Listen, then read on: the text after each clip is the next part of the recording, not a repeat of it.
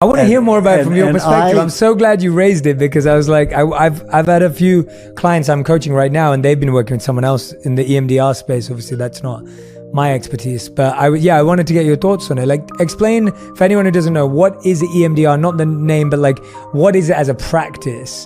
And what is it what you do? It's actually an 8-step practice. Is you take a good history, and you're looking for, like, what are the top 10 traumas you've had in your life. And you do this with a... You do it with a therapist, with somebody who's trained and certified in it.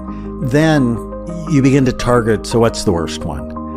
And what's the negative belief with that? And what's the positive belief that you would rather believe? And where do you feel it in your body?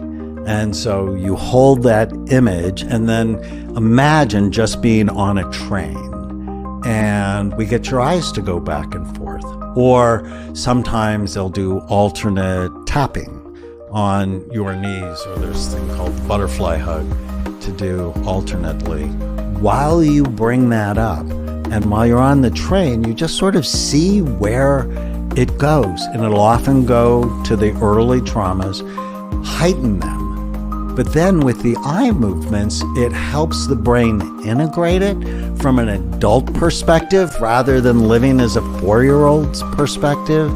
And it takes the distress from like an 8 or 9 out of 10 to 0.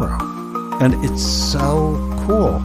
And it's one of the fastest therapies, because a lot of times people go to a therapist and they'll talk about the trauma, and they just feel worse, because what they've done is they've brought it up.